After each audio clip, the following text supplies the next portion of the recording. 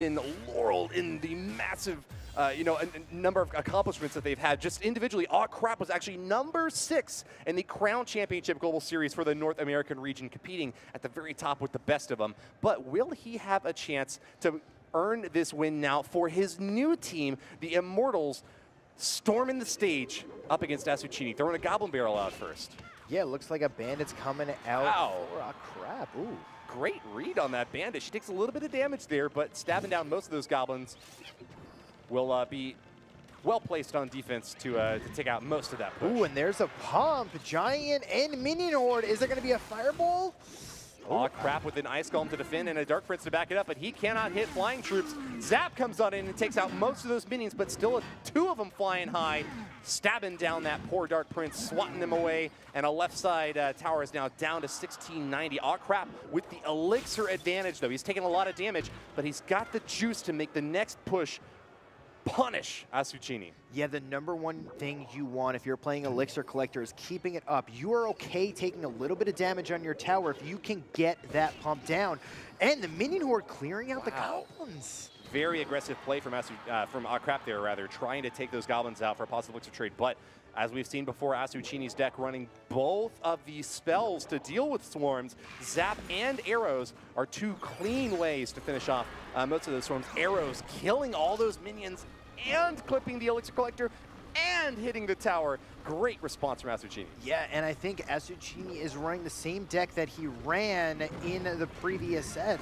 But this time, he hasn't shown us the Skarmy. Oh my goodness, he hasn't shown us the Skarmy. Well, there it is on the left-hand side, but the Zap was ready. Beautiful follow-up, the Zap taking out the entire Skeleton army. The right side Sparky, though, the MVP of that push from Asuchini, knocking down the Ice Golem and a Musketeer behind it. That's going to take the tower down. Arrows to come in to support that. Sparky again. Another Minion Horde obliterated. An Ice Golem destroyed. Sparky charging up, but can't get the hit on the King. No, these Goblin Barrels doing so much damage, but it's a King Tower. It's got a lot of life, and this is... Do you go for the 3 right now, or this is 40 seconds left? I mean, Crap's tower down to 1064 seems like a pretty decent strategy to me. This is a 1-1 draw right now, so if no further towers go down, we will go into overtime. Asuchini with the Sparky in the back left pocket there. We'll see if it gets a tank to help it out, but if it doesn't, it could be in a lot of trouble. Zap and a reset target for that. Sparky goes on to the Miner now. We've got more backup coming on in with a Giant out in front, a Mega Mini to support the Sparky Bush, and a Goblin Barrel flying to the back lane. Looks like Asuchini will be going for the tower, not the King. No, there's a Minion Horde. Is the Minion Horde going to connect on the tower? Yes, it is. Woody, that's a lot of damage, but it's not enough. Not yet. Piling it up. Asuchini has a massive damage lead, but it's not over. 3 Musketeers in the hands of a smart player can get a lot of damage in a very short amount of time. Look out, though. Crap is on the defense as a massive Giant starts to move in. Bandits trying to take out the Goblins and manages to do so just in time, but Spell Cycle for Asuchini could claim victory if Crap's push can't get there soon enough. Minion Horde swarming on in. Does he have a chance to make it happen, the Chatton? I don't know, Miner. I don't think it's going to be enough. That's a Goblin Barrel on the left-hand lane. You can't afford to take 1 stab here from the Goblins. Oh! And it's going to be over the game. And here we go. So what do you think? You think Asuchini brings out Sparky again? He has said, if you look at his Twitter bio, it says, best Sparky in the world. Oh, wow. Not maybe, not possibly. Best Sparky player in the world. And he's already played Sparky twice so far out of his 4 games that we've seen. So, I mean, that's a 50% Sparky usage rate. I don't think we see those kind of numbers from anybody else. Keeping track at home, yeah, 50%. That's pretty high. We rarely see the Sparkies, but mini Sparkies. Mini Sparkies, yeah, it's something. It's close. Asuchini with the Zappies in the back shows to be playing a deck that's pretty similar to what Trainer Lewis has already brought. We've seen Zappies from him as well. Flying Machines for both players to follow up with, and they might have something pretty close to a mirror match on their hands here. Trainer Lewis with an Ice Golem out back, trying to block for that Flying Machine, but just a little bit too far back. Anger from him now, as the blue Flying Machine from Asuchini will get the better side of that exchange. Moving in for a counterattack with a Miner in the back to soak damage for a Flying Machine that's getting awfully close. A Royal Ghost uncontested on that Goblin Hut, tears it apart. Wow, from Trainer Louis, surprised to be hit so hard early in this game. That right side tower getting torn apart. Ooh, and that all comes back to that one zap that Asuchini had in the beginning there when the flying machines were playing versus each other. He zaps it, so the ice golem stays behind. His flying machine clears out the flying machine of Trainer Lewis, then the ice golem that allowed his minor royal giant poison push on the right-hand side to be worked because the flying machine did so much damage to the Princess Tower. Trainer Lewis acknowledging that that right lane is going to be a lost cause. Moves in instead on the left side and gets a great hit in there. Over 1,000 damage peeled off. He will lose that right side tower, but leverages the elixir gain he had from the previous encounter to get a good hit on Asuchini's left side. Now he's got a minute left to get this thing in overtime. He chooses to soak damage on that left lane from the Royal Ghost so that he can build up an even bigger push of his own. You got to take a little bit of damage here and there in chat in order to be able to dish it out. Dueling Goblin Heads on the left side now are going to be able to cancel each other out. Yeah, Flying Machine coming in from Trainer Lewis right here. Pekka coming down from Asuchini. He might drop a Flying Machine of his own when, oh wow. And oops from Trainer Lewis dropped Zappies behind that Ice Golem at the right side, but will not commit to that lane of attack. Continues playing left side, and he'll have to defend against a big Pekka marching on in. Looks like she's about to go down. Right side's going to be a Flying Machine from Asuchini, but it's caught out. Gunned. Trainer Lewis's defensive flying machine gets a great hit on that right side and will be able to hold on to the defense, countering on the left once again with a graveyard in the back. A poison stacked on top on both offense and defense. Trainer Lewis with 17 seconds left to get a tower down to put this thing into overtime. Yeah, I don't think it's going to be enough. Woody the Flying Machine is trying to do everything he can to the Zappies, but just too little too late with a graveyard cycle deck and a poison from Asuchini. I just do not think you're going to be able to get down that tower in time. Can't manage to get the luxury from that point. He was a finalist in the North American region for both spring and fall season, and as you mentioned, went to the World Finals. Represented Team Liquid there. He's going to be representing Immortals now. Giving a thumbs up to his opponent. We'll see if he manages to bring the boom against Asuchini with a 5-0 record right now. Asuchini, look at him. He's laying back, swinging around. He's just having fun right now, especially when you're taking down 5 pros. Yeah. All he needs to do is take down his 6 to claim that first bounty of the day. Minion Horde. Well played by McHugh. Gets the balloon out in front of the Minion Horde. And even though he won't get the drop on tower out right side, he does get a great defense and gets a little bit of death damage over there. McHugh and Asuchini, even on Elixir, but with McHugh's hit out the right lane, a little bit heading in damage right now. Yeah, and I think this is going to be a Sparky deck coming in from Asuchini, and there it is. Once again, he's rocking the 50% Sparky usage rate. Wow, I mean, people say Sparky's dead, but Asuchini did not hear that. He did not get the memo. He did not get the memo.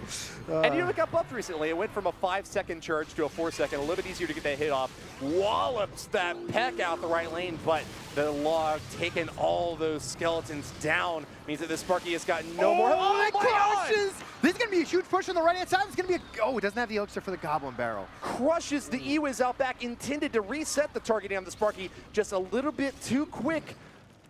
Mega Minion swiping it down, though. McHugh behind an Elixir, sends in the Mega Minion. He's a little bit ahead in damage, though. I'd say this is relatively close, just about a tied game here. Asuchini is going to reach 10 Elixir first, and that's not necessarily a major advantage for him. He's going to be starting the next push, so we'll see how McHugh responds to this next attack out the right lane. Yeah, the problem with Asuchini is McHugh has a log for the Goblin Barrel, an Electro Wizard for the Sparky, and arrows for the Minion Horde. Those are your pretty much 3 win conditions that are all kind of easily countered, I would say.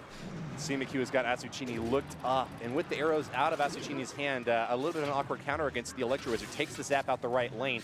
Balloon getting awfully close. Looks like it's going to get some more death damage out the right side tower. Doesn't get the drop, but McHugh by chip and hit right side down to 12-10 now in a strong position against Asuchini, looking to dethrone the king right now. An aggressive play up the left lane, though. We got a giant and a mega minion with a barrel to help it out. Thrown a little bit far back, but the log misses one of them. Matt the Goblin lives in the back. He's coming back from revenge for the EU.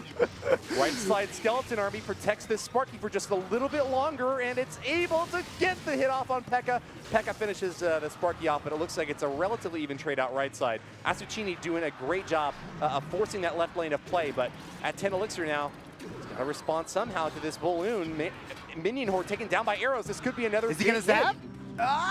Not happening. No. Death damage from the balloon once again will take it down to triple digits on the right lane. CMQ not getting a big connection ever, but with much more reliable medium-sized hits against Asuchini, holds a dominant lead right now on this right lane. Yeah, that skeleton drops a pretty big bomb when it dies, and it does a ton of damage. Here comes another barrel placed in the back. The lock once again misses, and that one goblin's going to do a ton of damage. A little bit late on the arrows, but that wasn't his main source of damage at all. He got it in there with just the miner out back. It seems that while Asuchini is distracted with the main push up front, the miner's just been chipping away, and we're going to get another big hit out back. Miner is in there. A defensive goblin barrel not getting the work done. CMQ has dethroned the king. Immortal. Jason deck went on to be the most searched, most played deck of all time because of its popularity. It has since long fallen out of the metagame because it was, you know, oh, it's only about a year and a half old. But it looks like we might have two players giving it a shot and seeing who is the best using the Jason deck. Yeah, the pump comes down from McHugh. A Razer with Archer split in the back, and he's sitting there. He has no answer to the pump. Not what you want. Here comes a Giant at the bridge, really trying to but look at this. The Barbarians, one of the best counters to Giant to this day. It's just we don't see too much of them because there is a splash troop in every deck that absolutely demolishes all the barbs. Jason's deck was really interesting because he got, I'm not going to say lucky, a great player, he played that thing a million times, but he was very fortunate that at no point during his top 8 run did he play anybody with Fireball in their deck or anybody with Wizard or Valkyrie. Ooh. Because Barbs really did a lot of work on defense, but you also had a Minion Horde is in the deck as well. And a few other cards here and there, but the Minion Horde always made it really difficult because, yeah, if I could just Fireball that, it'd get a lot easier. Yeah, arrows coming out, taking out the entire Minion Horde, and another pump coming down from McHugh. And that's just a huge pump there. He's got the double pump advantage, which means he's about, I would say he's about, what, 2 elixir ahead now. And he's really starting to, you know, gain that elixir lead. And back in the day, if we remember, and this is kind of how this deck works, is it works by having more elixir than your opponent. Just bottom line, simple. Whoever gets down more pumps wins. And that's kind of what we're going to see here, especially with pro players, is whoever gets the most out of their pumps is going to be able to win this game. And so far, McHugh is leading in that department. Barb's coming down once again, going to shut down this Hog Rider. And it's going to be interesting to see how he defends versus this naked Giant on the right-hand side. It looks like he's just going to give it up. Yeah, there's no point in really throwing your effort behind it. You know Arrows isn't going to take out the Spear Goblin or the, take a Spear Goblin, it won't take out the Archers. Still have some defense going. It's better off to just keep pumping up. One of the innovations of this deck, one of the things that really opened the eyes to everybody in the Clash Royale scene was how good Elixir Collector was. In his tournament win, Jason was really just putting out 2 to 3 pumps against basically everybody, and then going in with his giant hog push once he had already established a massive Elixir advantage. Yeah, and that's the beauty of this deck. Barbarians, Archers. I mean, you got so many answers to everything, and you have the arrows for the Minion Horde, which used to be so popular. But guess what? This deck, they both have Minion Horde, so arrows counters both their Minion Hordes. So it's a pretty good, even, you know, matchup because it is a mirror deck. Arrows coming out here. Hog gets off one shot on the tower, and every little bit of damage matters. Interesting fact about this deck. Jason said when he won that he had played his deck about 2,000 times. Well, this was still early on in the game cycle, and even though new cards had been released by the time that he won, the only way you can play 2,000 games with this deck is it's all base cards. So all the cards in this deck are among the initial 40 cards released into the Canadian beta back in January of 2016.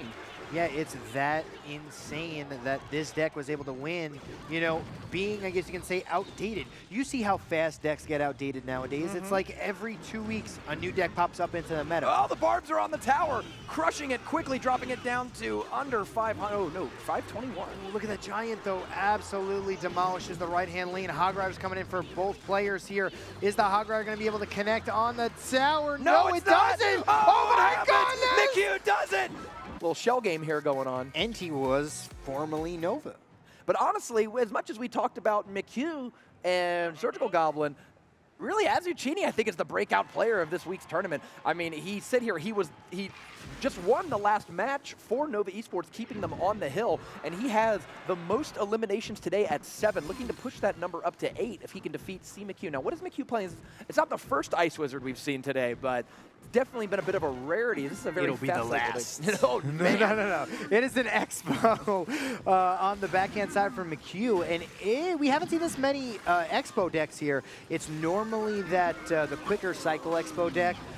with the archers, but it looks like Ice Wizard is going to be his 3-cost spell of choice, well, you may say.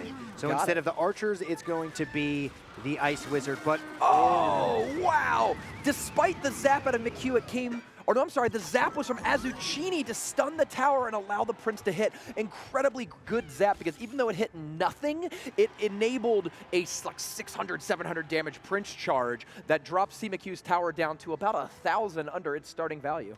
Yeah, and when you do that much damage early with the giant double Prince deck versus an Expo, I mean... Let's put it this way. If there's one deck made to counter Expo, it's Giant Double Prince. Right. So we're going to find out throughout this match how McHugh is able to deal with 3 tanky, big, beefy units, a zap to retarget the Expo if he plays it down too late, and an Electro Wizard to also retarget it. Don't even forget about Mega Minion. That's actually a pretty reasonable card against Expo because it's not easy to remove with spells. Like, Minions or Minion Horde are actually bad because they just throw down arrows or Tornado or what have you to stop it. But Mega Minion's really hard to remove, and it can just sit there and chop away at Expos pretty reasonably. Yeah, and the Prince, is it going to be able to kill the Ice Wizard? No, this pesky Ice Wizard, I feel like every time it's just alive, it slowly walks to the tower, and here comes the Expo on the right-hand side. Ice Spirit is going, oh no, it's too late! But, oh, and he blocked with the skeleton, so the zap does not hit it. He's going to retarget it again, and now it's onto the Giant. And now, Azucini is where he wants to be. But McHugh was able to sneak about 600 damage onto that right side tower. That might come into play later. 1-cost skeletons. This is beautifully played by McHugh. Oh, I mean, one of the best mechanical players in the game. He's just so accurate. He's good with his timings that he was able to, I think, make the correct read on when to play the Expo. But as you mentioned, Azucini's deck is just like tailor-made to beat Expo. So he had the solutions. He just needed the elixir to get them out. Yeah, and Mega Minion, ooh, going to be targeting on to the Giant here. Double Princes on the right-hand side, and this might spell the game. But with Tornado Ice Wizard, one of probably the lethal combinations in the game, you know, it just slows everything down. And... oh, he does it again! Azucini's Prince gets the little jab on there, and now McHugh's tower, 571 from death. That's going to be like 2 poisons and 2 zaps. So we might see some Spell Cycler, we might just see some incidental damage from things like Ice Spirit, Electro Wizard, Mega Minion, and any of those things connect, oof, game over. It's over, yeah, and it's just...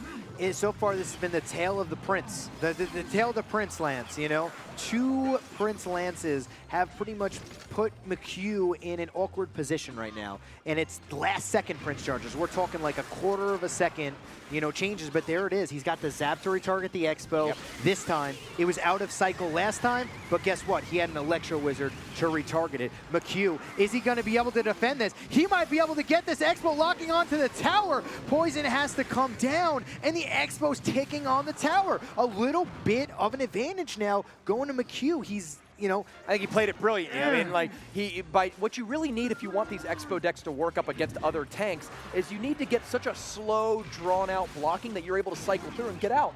Double Bowler, double Ice Wizard, those sort of stout defensive troops. And once they are out, doubled up like that, you can drop your second Expo, and then that's the one that actually connects. I think he played it correctly, but Azucini has like the hardest of hard counters. So the only thing that can make this deck worse is if it was Golem instead of Giant, you know, in terms of being able to block. The big problem right now is he needs to kill this tower before Azucini poisons, which is Poison is actually his next card. Right now it's in rotation. He's about to poison. It's going to be a good game. Holding on, Azucini is now the current leader.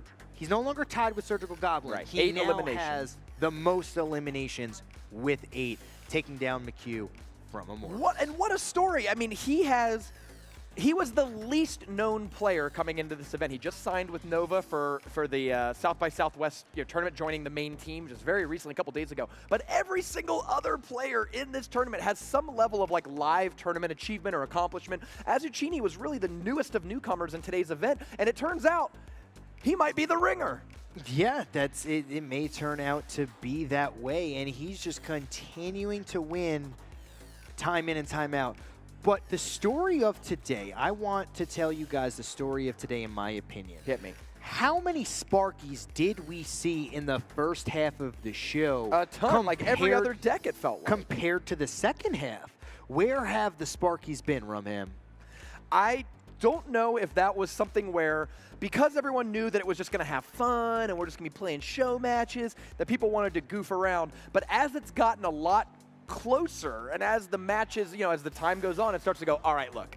We were goofing around the first round or two, but we got to win that $1,200. We got to be the last team on the hill for that $400 bonus, and the competition has gotten a lot more serious as the days have gone on. Well, I mean, looking at the Twitter bio of Azucini, it specifically states best Sparky player in the world. I don't know about you, but he's on stage and I want to see Sparky. I'm just saying. Wait, I'll tell you something that's super truthful. One of the producers of today's event, one of the guys walking around who helped set up the show, his real account name is Top Royal Giant NA, and this was before Royal Giant was good. Every game. That was before Royal Giant was even good. He picked that back in April 2016 when Royal Giant first came out and it was miserable. Yeah. So if you ever see Top Royal Giant NA on the ladder, BM him for me. Give me a little angry face.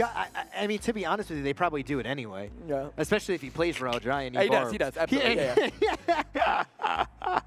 Oh my goodness, man.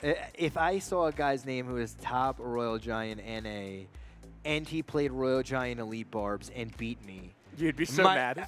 I would need to get another device. Yeah. We'd have to give you some sugar to balance the salt in your diet. And that's not even an understatement.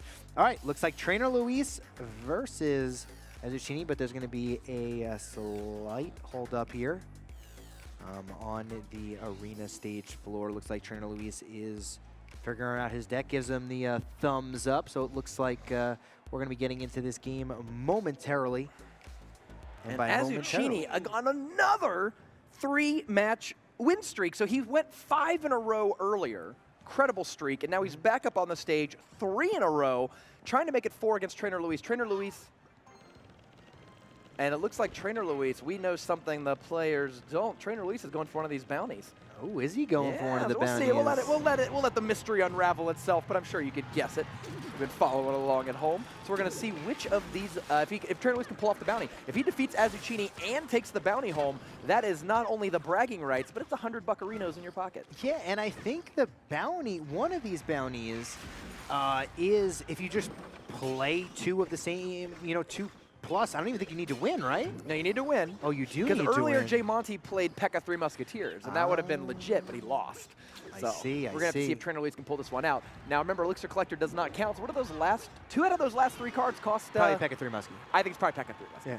That would be a good. Could be Mega Knight 3 Muskie, although Mega Knight has really fallen out. Poor Mega Knight, because that's one of my favorite cards in the entire game, and it's after the recent balance update, hasn't been seeing nearly as much play. Yeah, I know, and I'm actually kind of upset too. I had a name for it whenever it dropped down or jumped on a unit. I used to yell "Boom Shakalaka," and I haven't been able to say that today. Yeah, I think I missed my opportunity to say Sparky Malarkey earlier, so I understand. I understand the concerns. Yeah, I mean, it really hurts, Like, we got hyped, and then now this. I mean, yeah, you come up with nicknames, you get your whole gimmick going, you're ready to go, and then suddenly they just pull the rug out from under you and change the card. Boo! Yeah. So here comes a second Elixir Pump down for Trainer Luis. Ooh, a Graveyard coming out on this Elixir Pump. Does he have an answer for Very it? far Graveyard, too. Look at how crazy far in the back that is. Yeah, it's just for the pump itself. A 5 for 6 trade check. Well, you're talking about 6. Make that 9 because the Bandit was played as well. And a lot of damage was done to the Bandit. And now 3 Musketeers coming down. Again, we'll see if another... No, poison could come down. There it is, I'll say, because he didn't use the poison on the Graveyard. I think Azucini doing a good job keeping poison in hand, knowing he's going to need it for the Musketeers pretty much every time. Oh, well, there's a minion horde on the right-hand side here, and it looks like he is not going to be going after the bounty after all, Rumhand. I think he was thinking about it, maybe changed his mind. I know that Trainer Luis loves Dark Prince more than like anyone ever. So it's possible that he was going to play Pekka instead of Dark Prince, and he just went like, nah, I can't do it. I don't have it in me. I got to play Dark Prince. Yeah, well. He did. Okay, so I guess he called a shot. He could be going for the last-second win here, and if theoretically you could do that with any deck, it could be 3 Musketeers. It's definitely a deck that likes to push deep into overtime. He is playing very defensive, so it's possibly pushing for that. But, hey, Trainer Luis, pro tip, you actually got to take a tower down, and both of Azucini's towers are sitting pretty right now at 2,200 plus. Yeah, and the Bandit's going to dash in, take care of the Electro Wizard, and they, oh, all right. Logs coming down. Azucini slowly building up this damage advantage. Spear Goblins are going to get in there for a little bit more. Oh, that Mega Minion with barely any health left contributes so much. I mean, it had already earned its 3 elixir value on defense, and then it just expends that a little more with that hit. Oh, another great poison for those 3 Musketeers. All right, Musketeer doing work, just sniping away on the backhand side. Ice Golem down as well. Bandit's going to phase in. Is it going to be able to kill the Electro Wizard? No! But the Musketeer still alive. The range from the Musketeer was able to survive. And now there's going to be a Dark Prince minion horde push on the left. And the Ice Golem explosion with the E-Wizard. That is a beautiful combination, though. When somebody has a minion horde on you and you drop an Ice Golem down and then the Electro Wizard just comes in and just shuts down your entire army, it's like you lose your horde, you lose 5 elixir, and now you got to deal with an Electro Wizard on the counterattack. Right. All right, 3 Musketeers once again being cycled, but another poison. It looks like every time you 3 Muskies, there's a poison to answer. Yeah, it's holding it every time. I think the big problem that I'm noticing is that he's not able to use the poison on the tower, so he's got to keep dragging it out. Then again, maybe Azucini's going to get that last-minute win. I think you just go for the victory if you got the chance, but it is only 90 seconds left until that draw, so if you can blow up a tower about, minute 24 from now or so, you're going to get that last-second bounty. Yeah, and there it is. Bandit on the right-hand side is going to be doing a little bit of work here. 3 Musketeers. Are the Musketeers going to be able to clear out the path? Ooh, all right. All right, Miner coming in the backhand, but Cartridge is so good at clearing out Musketeers. But is the Muskie going to be able to survive here? No. The single guard is going to be on guard as he takes down the Muskie here. Bandit comes in, cleans him up, tries to dash onto the tower. Going to be blocked by the Ice Golem, and we are in the last minute of this game. And yeah, I mean, Trainer Luis did say he was going for one of the bounties. He might be trying to do it now. The longer this game goes on, the more 3 Musketeers gains advantage. It's a great double elixir deck. But at this point, it's Azucini is the one who is significantly closer to winning here. Oh, he's going for the charge. We have the minion horde on the left, and it's closing in. It's going to clear out those guards rapidly. Minion, oh, that's a weird miner. I thought the miner was going to go a little closer. And that's here the game, Rumham. It does it! 30 seconds left. Trainer Luis defeats Azucini, ending that win streak. Trainer Luis is going to stay on the in the hot seat here, and Nova Esports has got to figure out who is coming up next. Yeah, and I think the unfortunate situation there was he used his Ice Golem on the right-hand side to probably set up an Ice Golem graveyard push, but the minion horde no longer was able to be countered by the Ice Golem and Electro Wizard combination, which he's been relying on pretty much all game to completely shut that down and take care of it. Minion horde locked on to the guards, who, I mean, if you put guards underneath minions, it's only, what? I didn't even see the guards. I didn't even see the guards. Yeah, it's like, I mean, they do absorb, like, 2 minion hits for the shield, and then another maybe like 1 or 2 for the body. But when you have 6 minions just like gobbling up those guards, they only last a few seconds. You don't get 3 elixir worth of value out. No, you get about 0.1. Right, very 0.1, maybe if that. If that. Ice Spirit's more effective. That's probably a better way. Like, Ice Spirit is literally more effective than guards in that regard. 100%. Team planning right now. The team planning here, but let's take a look at the hill currently. We have Nova Esports and Immortals, Trainer Lewis, Akrap still alive for Immortals, Rumham. And it looks like Trainer Chris is going to be stepping up. It's going to be up to Luis and then Akrap, or one or the other, right, to take out Trainer Chris. If Trainer Chris pulls off the impossible and defeats those 2 Immortals players, Nova Esports will further their grip on the scoreboard by doing a very unlikely holding the hill while being shorthanded. Yeah, well, we're about to find out if Trainer Chris can take pretty much down the rest remaining of Immortals and then really put Nova in the driver's seat. Then again, he could go on a run like Surgical Goblin, get 6 in a row, give him 2 points, and that would almost solidify Nova as the champion. But he's got to take care of 2 of the greats, Akrap, but first, Trainer Luis. And these guys are all friends. I mean, Akrap, McHugh, Luis, Trainer Chris, all these guys know each other going back, years really, going back to, as you mentioned, the initial 15,000 card tournaments. They cost, if you believe it, they cost 200,000 gems to start. Do you remember that? Yeah. It was 2,000 like US dollars basically. It was like 180,000 or 200,000 gems. It was an insane amount of gems. And there used to be run daily. Some of the big tournament organizers would run daily $2,000 tournaments, and these players are where they all really got to know each other. They'd play in them every single day. They'd earn an absurd amount of cards on their personal account, and they would learn to play test and practice together. And this is almost, in a lot of ways, a reunion of those 15K players at these major events. Yeah, and one could say that that paved the way towards Clash Royale esports before anybody really thought about it, you know, because it was kind of in the beginning of the game and it was kind of that feel. And I think that that paved the way for what the game could be early on. And now it's evolving into that, you know. It's fun to see the entire thing, you know, unfold before your eyes, you know what I mean? Me and you have been with Clash Royale since day one, you know what I mean? Since beta. You know, we've been playing Clash Royale since, you know, before you knew about Clash Royale. And back when I had hair. Yeah. Like, legitimately, when I started playing Clash Royale, I had hair on top of my head. Oh, no, Ro. I know, no, it's a true story. No. And here we go, Trainer Chris, Trainer Luis. They are not the AI trainers. They are real human being people that are looking to play some Clash Royale for big bucks. Now, still we have 2 unclaimed bounties, the 3-second left win and the 7-7. Maybe Trainer Luis got a 7-7 deck here. We'll find out. Looks like classic log bait to me. Yeah. Well, we're going to find out if it really is classic log bait from Trainer Luis. There's the Princess. Now here, well, no, it might be. It might be exactly. Whoa, okay. Tesla, Tornado, Inferno Tower. Which one do you like the best? I gotta say Tornado. Like Tornado? You know, Tesla Tower's really good. I think Tesla Tower's probably the best defensive tower right now. It's better than Inferno Tower. I think if you want Inferno, just play the Dragon. Okay.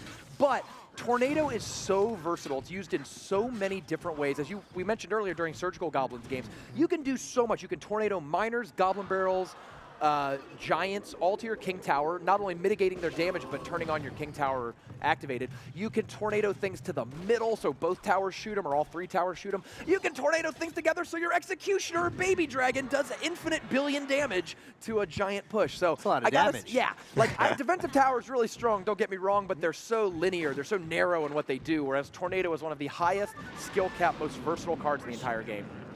Ooh, a rocket comes out here, but is that good? I don't know. It doesn't kill the Prince. Yeah, you know what? I'm with you right there. Oh, Spirit goes down. No, that's game. That's game. That doesn't even kill the log doesn't do it either. Yeah, no. So Prince survives log and rocket, and while the goblins will come down to finish him off, that tower is shredded. Trainer Luis covers his face. He's in disbelief. Yeah. I mean, that was an awkward choice to rocket, I guess, but maybe, like, I wish we did interviews, right? Because we could almost like, what were you thinking there? Because maybe he thought it was a Mega Minion, like maybe he thought it was like as soon as it came down, you're like, oh, you just think it's a Mega Minion, like let your finger off the screen. It couldn't have been a Goblin Barrel because you don't want a Goblin Barrel into that. Yeah. I mean, I think he may have tried to like pull it back, but like, you know, he kind of just released it too early. I don't know. Well, here comes a Giant on the right-hand side with a Prince once again. The Electro Wizard coming out, and is he going to be able to stop this? Goblin Barrel did a ton of damage, but I mean, you got a full life, you know, Prince almost. You got a full life miner, a Giant like half-life, and this tower is getting absolutely pummeled on the right-hand side. Prince! Ooh. Yeah, the problem is like Trainer Luis is actually able to do damage. Like if given enough time, he'll take this tower down. The big problem is he's not been able to stop this Giant beatdown strategy. You got Giant, Electro Wizard, you know, Mega Minion behind it. It's all really sturdy, hard to remove offensive troops, and that's going to give Trainer Chris a 2-0 victory. Trainer Luis got an elimination in the last game, but now he's going to have to vacate the stage as Trainer Chris takes him out and is going to go to Ocrap. It's the final 2 members of Nova versus Immortals. The next person to win this match is going to hold the team's hill. Yes, that is true. Nova versus Immortals. Who is going to be able to maintain on the hill? And if Nova stays on, they're actually going to be 5 points, and that's going to put them in a very, very good position. What's your favorite Pokemon in Chattin? What's my favorite Pokemon? Because I know what Woody's is. Woody's favorite is Slowpoke, because he just showed us the picture after the game that says trainer versus trainer. And I'm like, yeah, we know, Woody. We said that. And also, the game's over. Yeah. We already did that, Woody. It's Slowpoke. Yeah, Slowpoke. you're Go behind evolve. on the joke. Get out of here. Behind on the joke, Woody. Keep behind up. on the joke. But that's a very good question, though. But I got to go with my Charmander, man. Psyduck. Psyduck. Psyduck, not close. Obviously, all Gen 1 Pokemon because we're all old. Like Yeah, me, yeah, Woody, you old. can't not pick a Gen 1 Pokemon. Yeah.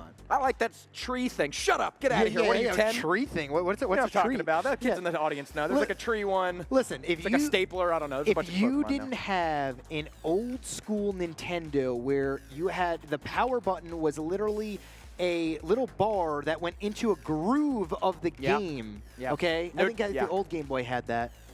You know, that's Gen 1 right there. It's definitely, yeah, no true Scotsman. I'm gonna up it and say if you didn't have an Intellivision or a ColecoVision, you're not a real kid.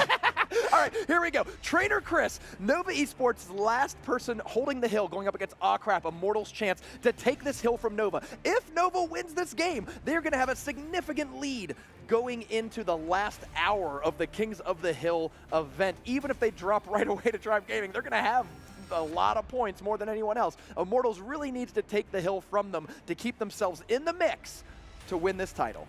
Yeah, and Crap, he can do it. But if he loses, it's going to be his name for Immortals, as we're going to figure out if he can hold the hill, if he can actually take the hill is what I should say, or will Nova and Trainer Chris be able to hold the hill and really put Nova in a prime position? They're talking to Nova right now because this is a big match for both of these teams. I mean, this is a crucial match for Nova, and I think even more crucial for Immortals because if they lose this, it's going to be really tough to climb back in. Yeah, I think that this, I mean, really, this might be the most valuable match of the day. This might be a $1,200 game of Clash Royale. That is some big money riding on a single 3 to 6 minute performance. Now, I know both of these players love being on the big stage, love rising to the occasion. Both of them, if you remember, Crap played in the fall season NA with a broken finger. Like nothing was keeping him out of the big game matches. So I'd really like to see how this one shakes out. I think Crap's had a bit of a rough day, hasn't had nearly as many eliminations as I think he wanted to. So we'll see if he can turn it around here against Trainer Chris. Yeah, and I mean, if all else fails, you know, you can put a brace in your finger and maybe get the feeling of, you know, you're back in the CCGS taking everybody down. But we're going to find out if Crap, I mean, I said he's bold for wearing the hat. Yeah. Yeah, keeping the light out of your eyes. You know what it does? It keeps all the good ideas from getting out of your head, too. That's true. You have all these good ideas, and they stay there under the cap, and then no one can take them from you. That's true. That is true. I didn't do much in biology. I didn't study much. I think that's right. Listen, I mean, I'm right there with you right there. That's why we're here. That's why we're commentating. We're here for the entertainment. Absolutely. Not the... Well, you know, and that's what's been so great about today. We have a great competitive tournament tomorrow, $20,000 open. That is going to be the most competitive event of the 2018 year so far. $20,000, no special rules, 100% Clash Royale. But today, we're just here to have some fun, man. We're here to complete some bounties, win some $100 prizes, see the most interesting players doing the most interesting stuff. We'll go from there. But at least right now, we've got, let's see, Trainer Chris and Crap both waiting, both filling up their elixir bar. I don't think they realize that there's no emote limit in friendly matches. Is there no emote limit? Are they going to run out? I have never hit an emote limit, but then again, I've only tried like twice. Yeah, with that attitude, you're never going to hit me. Hey, whoa. Oh, Permanent Mute is coming out in the next update. That's already been confirmed by the Clash Royale team. So if you love emotes, don't worry, they don't change. If you hate emotes, you can turn them off. Everything's great. Now, and I mean, you can still spam emotes, your opponent will never see it. Good point. Yeah, exactly. You can still get all the satisfaction. Yeah, yourself. you will still get the satisfaction. You know, you'll get that good, that buttery goodness. You know, when your, but your balloon connects on the tower, you get to win. You get to throw your thumbs up. I mean, as far as you know, they see it and they're unhappy about it, and that's really the point. Exactly. That's the best part about little emotes. Okay, Electro Wizard doing a lot of damage to this Lava Hound. There's going to be a Prince at the bridge, but oh. Now, the number one thing you hate to see when you have a Prince in your deck is a lot of units that have bones. Right. Bony things, not a fan. So Tombstone and Guards are basically two separate cheap 3-cost counters to Prince. If your Prince hits either of those cards, it's a +2 elixir trade for your opponent, which is really bad. So Trainer Chris having both Guards and Tombstone is really not worried about the Prince just being played at the river. He's always going to have a good counter for it. So Crap's got to figure out a way to get value for that Prince on defense. I don't know against what. but Against what? theoretically, Against something that flies. And then, It's a bird. It's a plane. No, it's a lava hound. Well, check it out. Check it out. If the Prince kills guards on defense and then dies to a tombstone on offense, that's at least a 5 for 6. You're getting a little bit of a positive trade there. Oh no, the flying machine didn't get in range and is going to get taken out by the tower. Is the Prince going to connect? No, just like we said. Guards and tombstones. No easy way out of this one. Miner comes down, though, to take the tanking, giving the Electro Wizard a clear shot on the tower. Flying Machine's going to take out that Miner, but Electro Wizard is doing significant damage, bringing it down to 738. Ooh, so much damage, and the flying machine goes to the right-hand side, so Crap can sit here and say, your flying machine is doing absolutely nothing. It's going to be a one-tower game. Here comes a Giant and a Prince on the right-hand side, and look at this. He's going to just straight-up tower trade. That is what's going to happen as Trainer Luis is taking out, Trainer Krez is taking out this left-hand side. No problem. Is Crap going to be able to take it out? Yes, he is. It looks like we're going to be going into a 1-1 showdown in overtime. Now, this is going to be where it's tough, because once double elixir time is going on hard and you can just keep throwing elixir out there, I got to say the Lava Loon deck is probably favored. But, of course, at the moment that Trainer Chris plays that Lava Hound, he's very low in elixir, and that gives an opportunity for Crap to go in with a really aggressive Giant push in the other lane. I feel like you might never be able to have a chance to drop your Lava Hound again, because you're always fearing a giant Mega Minion, you know, Electro Wizard, Prince, you just name it, just throw everything that you have at the bridge, and there's no way you can defend it, not double elixir time, not with a Giant getting 3 swings, 4 swings. I was going to say, the only way I think we were going to see a Lava Hound would be if you had all your defensive troops already out, and then you could just drop the Lava Hound in the middle to soak the towers. Problem for Trainer Chris, he didn't have any support units. It was just a Lava Hound. Yeah, oh, this balloon is looking, this is looking good. You got a Fireball? No. Electro Wizard. Oh, great Zap and Electro Wizard. Now, that Fireball did take out a lot of stuff. Yeah, but he's got no elixir now. No elixir. And a Fireball here can take it out. Miner's coming in to pop up behind. One punch. Crap is going to do it. No, Fireball's going to take it. No, actually. No. The log. There it is. I was like, Fireball alone's not going to do it. I was like, but Log does.